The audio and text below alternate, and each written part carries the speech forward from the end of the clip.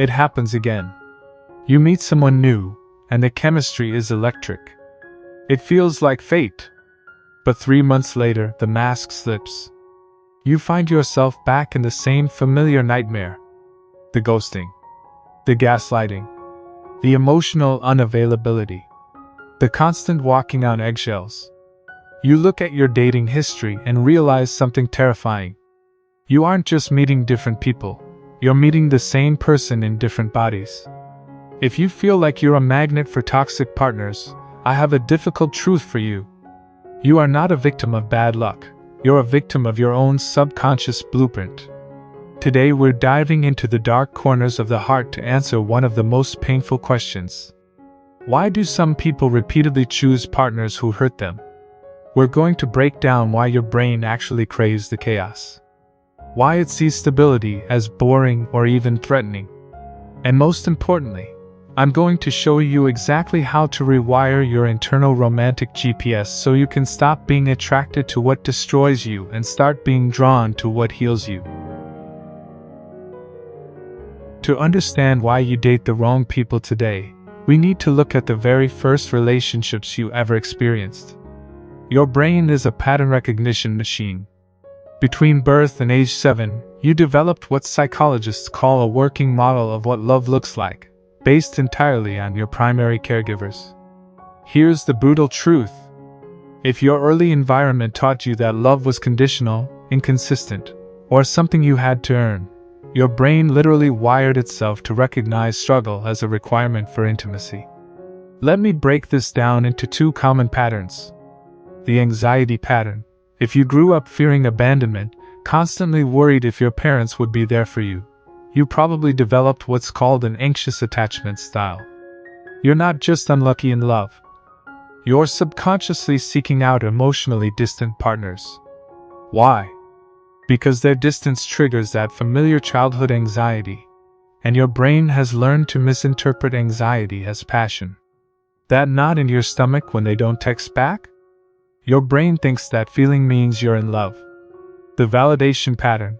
If you were ignored as a child, constantly trying to get attention or approval, you might seek out partners who are hard to get.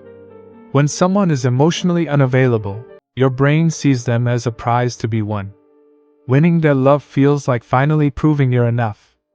It's the validation you never received as a kid, except now you're trying to get it from someone equally incapable of giving it. Here's the core insight. You don't date the people you want, you date the people who feel familiar. If love was painful in your childhood, your adult brain will actively seek out pain because to your nervous system, pain is what love feels like. Your brain literally cannot tell the difference between "this feels familiar" and "this feels right." The compulsion to fix the past. There's a powerful psychological phenomenon called repetition compulsion.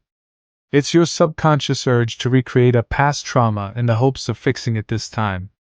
Think of your dating life as a play on repeat. You experienced a bad ending in your past, maybe a father who abandoned you or a parent who was emotionally cold.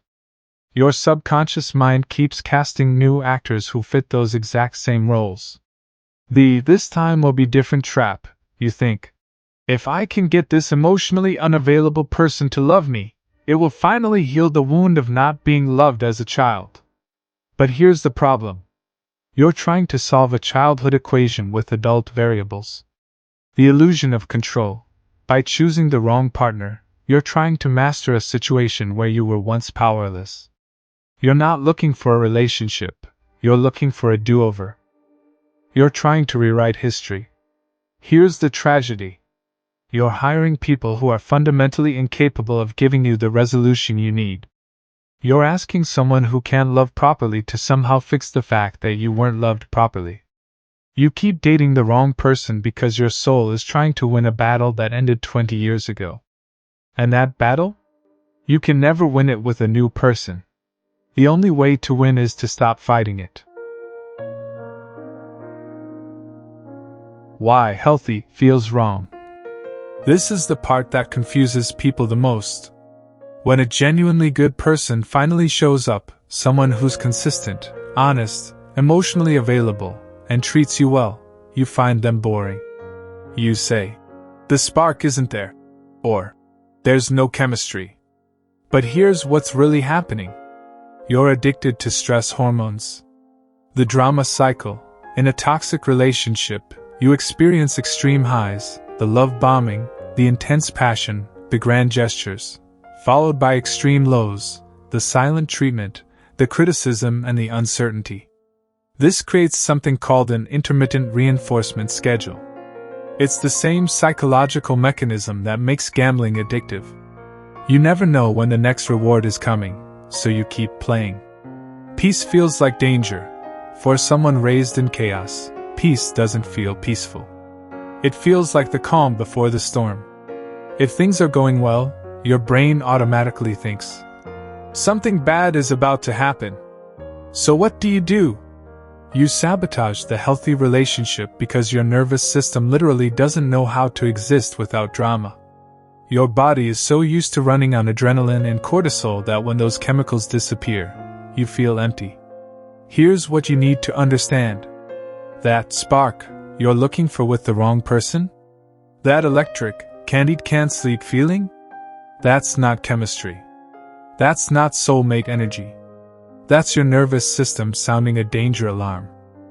Your body is literally screaming, "Warning! This pattern again!" But you've spent so long in toxic situations that you've learned to interpret warning signals as attraction. The boring person isn't actually boring. They're just not triggering your trauma response. And your trauma response has become so normal to you that you mistake it for love. Another major reason people repeat this cycle is what I call the fixer trap. You don't want a partner, you want a project. You're attracted to broken people. People with obvious trauma, people with addictions, people who just need someone to believe in them. People who are works in progress. Why does this happen? The shield. As long as you're busy fixing someone else, you don't have to look at your own problems. It gives you a sense of purpose and makes you feel like the good guy in the story. You get to be the hero, the savior, the one person who truly understands them. The fear of equality. Dating a healthy and emotionally mature person is terrifying because they don't need you to save them. In a relationship between equals, you have to be vulnerable. You have to show up as your full self. But if you date someone who's broken, or below you, somehow, you maintain control. You get to hide behind their dysfunction. Their problems become a convenient distraction from your own inner work. Here's the reframe. You're not too kind or too empathetic or too understanding. You're using someone else's dysfunction to avoid dealing with your own pain. You choose the wrong person because fixing their problems is easier than sitting with your own silence. It's easier than asking yourself the hard questions about why you feel worthless, or why you're running from intimacy. The self-worth equation. At the absolute root of this cycle is a core belief. I don't deserve better. If you believe deep down that you're fundamentally flawed or unlovable, you will subconsciously seek out partners who confirm that belief. Psychologists call this self-verification theory. We're most comfortable with people who see us the way we see ourselves. When someone treats you well, it creates internal conflict. Your brain thinks, "This doesn't match who I think I am. Something's wrong here."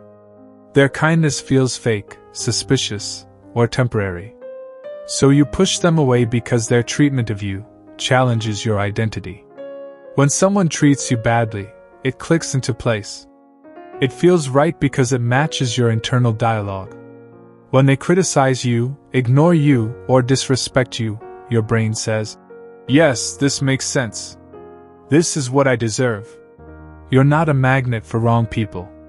You're a filter. You let the wrong ones through because they feel honest about your perceived lack of value. And you keep the good ones out because they challenge your self-hatred.